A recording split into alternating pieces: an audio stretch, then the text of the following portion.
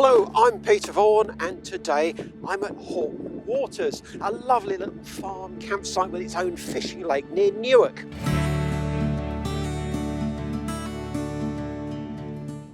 Now, I must have driven hundreds of these Fiat Ducatos in my testing career, and they all, well, certainly the van-based motorhomes feel very much the same. This extra long wheelbase version, well, the actual wheelbase length is the same as the 6-metre van. The extra length is actually in the bodywork beyond the rear wheels, so on the road it feels very much the same. The only time you'll notice the extra length is when you come to park it, and probably only then if you're trying to squeeze it into a space in a town. On the road, these Fiats still feel very good. This one actually seems to ride a bit better than some of them, perhaps because it is the maxi version. Still a firm ride, but not unpleasantly so. And the thing that you really notice is, well, listen, there's no rattles. No rattles at all. What else do I notice? Well, I love this 9-speed automatic gearbox. It really is good. What else to say? This is the 140 bhp engine which comes as standard with the Globecars. It's enough. Probably more than enough for most people. I wouldn't want the 120 bhp, but as I say, Globecar don't offer that anyway. 160 might be nice if you really need the extra performance. You get quite a bit more torque with that engine, but probably only if you're towing or something, or planning on doing a lot of alpine passes maybe. But this is a good unit. It drives well. Yeah, what more to say?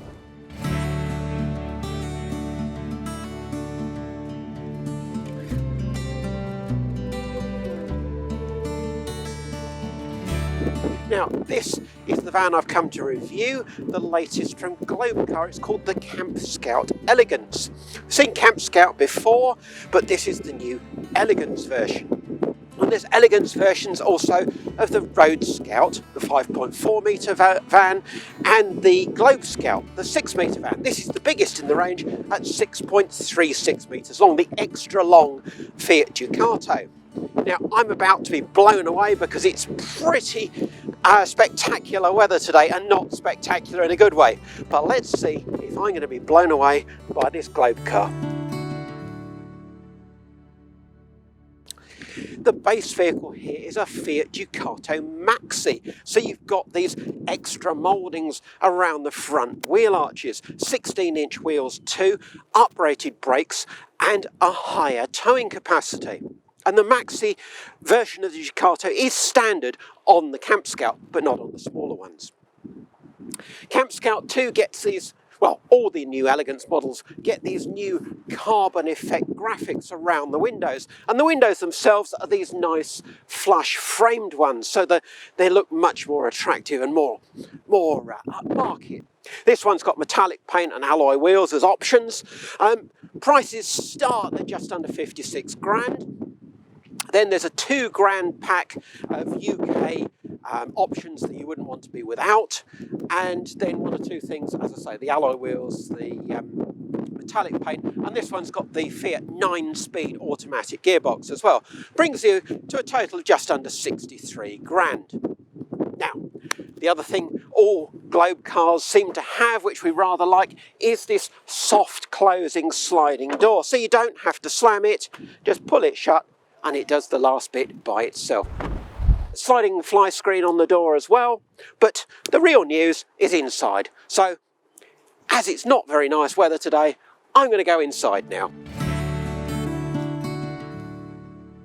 Now, as you can see, it's a typical Fiat Ducato cab, but it has got some of the nice bits, and some of those are part of the UK pack. In fact, the UK pack, £1,995, includes your cruise control, traction plus, with the little button down here, the black grille and black headlamp surrounds, this leather steering wheel, which is so much nicer to use. It also gives you the Truma 4E heating system, so it's gas and electric heating, and I'm very grateful for that today because I feel like I've been blown through a hedge backwards and probably look like it as well. You also get a painted front bumper, but because the Campscout is based on a Maxi, you have to pay extra for that on the Campscout. The other two models get painted front bumper, but on this one it's a further, it's £290.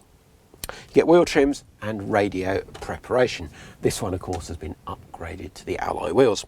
What you don't get, as you can see, is any form of radio, sat-nav or a reversing camera. All those you'll have to negotiate as part of the deal that you arrange with your dealer. Like a lot of Fiat Ducatos, you've got this tablet or phone holder up here, quite neat, quite like that.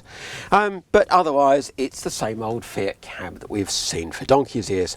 The best bit of it is this 9-speed automatic gearbox. So this one comes with a 140 bhp engine. You can upgrade that if you want to.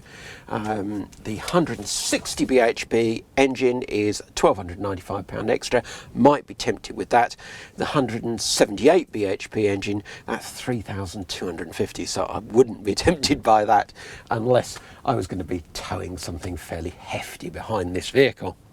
And the automatic gearbox, that's an expensive option too. That's just over £3,000.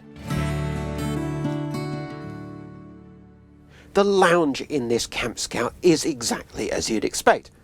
Sliding door on the offside, half dinette facing you as you come in, cab seats that swivel round very easily. It's like so many other European van conversions in its concept. What's new? Well, the key thing is what Globecar's calling its open cab roof concept. Other people have given it different names, and we've seen it from other manufacturers, but you'll spot immediately that the overcab shelf that we're so used to seeing in Fiat Ducatos, well, that's gone, and you've now got full headroom right up into the cab. Much nicer when you arrive on site and you get up from the cab seats walking through into the living area, and of course when you're living in the van and you're moving to and from. Don't bang your head on that shelf, and it does feel a whole lot more spacious. But the other thing that Globecar have done, and perhaps the reason for the name Elegance, is that they've transformed the look. Well, Globecars were perhaps getting a little bit samey. We've seen the same sort of interior feel with Globecar for quite some time. Now they've really modernised the interior, and I do really rather like it. You've got this duotone furniture, you've got nice ambient lighting around the side window there, around the top lockers, you've got these new LED strips, and this very nice grey sort of tweedy patterned fabric for the seats. It all looks a lot more contemporary. There's more ambient lighting where the floor steps down from the lounge area into the kitchen. And under this false floor in the lounge, you've got a bit of storage. I'm going to pop my shoes in there now before they make the interior filthy. You don't get carpets in this van, but you can order them as an option. What you do get as standard, of course, is a swing out leaf on the table. And 4 of you can eat round this table, no trouble at all, with the extension leaf easily serving the swivel driver's seat.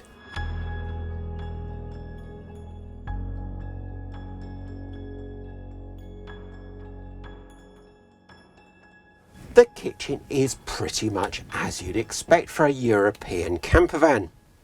What you get is a 2-burner hob, a sink with a loose cover, so that does give you a little bit of preparation space as long as you're not actually using the sink.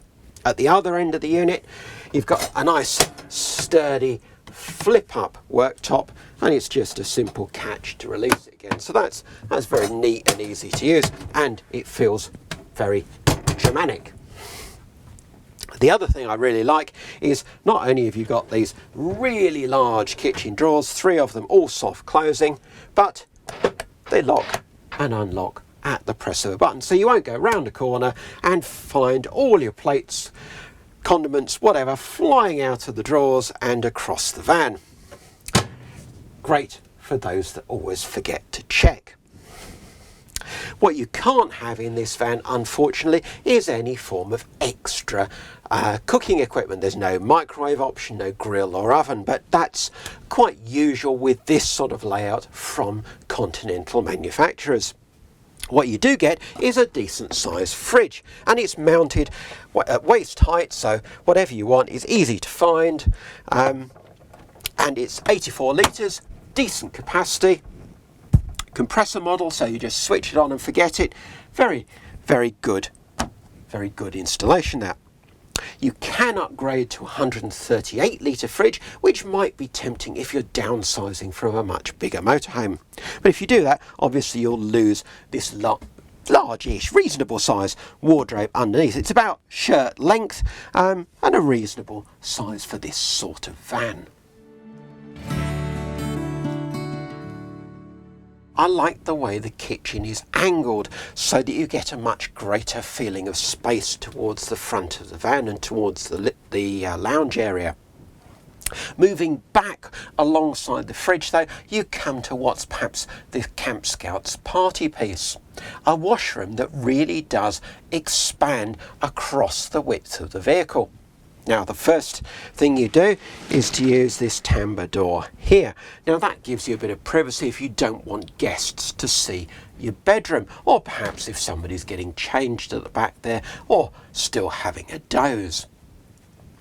Now having done that, you've got a second tambour door pulls out to complete the cubicle and make a really quite generous washroom for a van of this size, because it does come quite a way across the vehicle.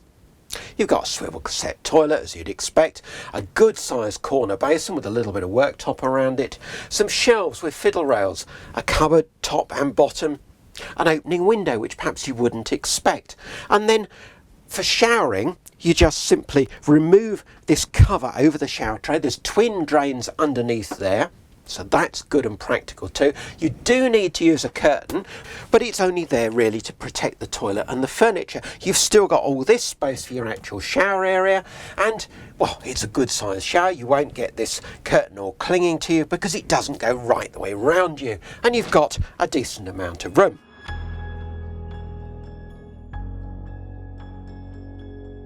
Now the reason you'll choose a Campscout over the shorter Globecar model is for this bedroom, because the extra length of the extra long Fiat Ducato allows you to sleep lengthways.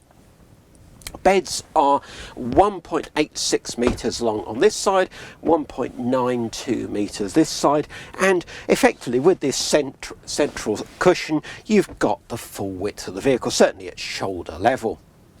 Now they are very comfortable beds, they're a really good size. The only thing is, as with so many single bed layouts, you can't sit up in bed because of this cupboard above you. You can opt not to have back windows if you're worried about damaging these blinds, which strangely are the only pleated blinds in the van. Everything else is a flat blind.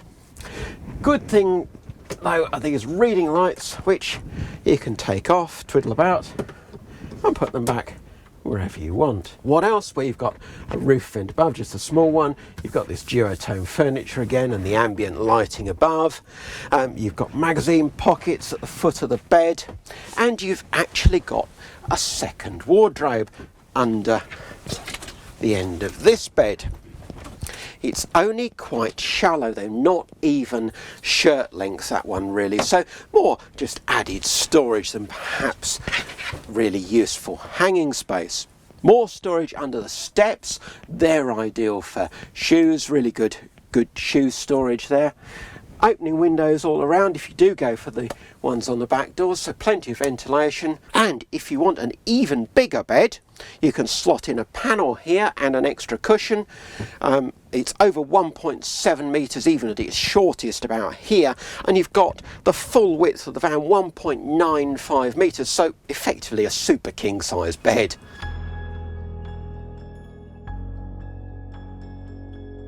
One of the key reasons to go for one of these continental style camper vans rather than a very British rear lounge is for the storage you get.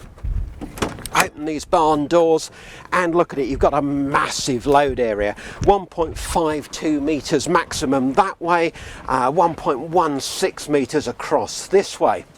You can make it even bigger by removing all these cushions, the bed bases, and stacking it all up vertically on this side with some straps to hold it in place. And I have to say, that is quite a faff. It's quite a laborious process to move everything because these mattress sections are pretty massive on their own. But it is possible, and you can even remove the step section so you can load long items right the way through. Gas locker is in here, takes two 11 kilo cylinders, but of course it does open into your load area, so if you've got everything piled in here absolutely loaded to the max, it's going to be difficult to get into your gas locker. But like so many of its ilk, lots and lots of storage. You don't get that in a British style rear lounge. So make up your mind whether you want the lounging space or the permanent bedroom and the permanent storage.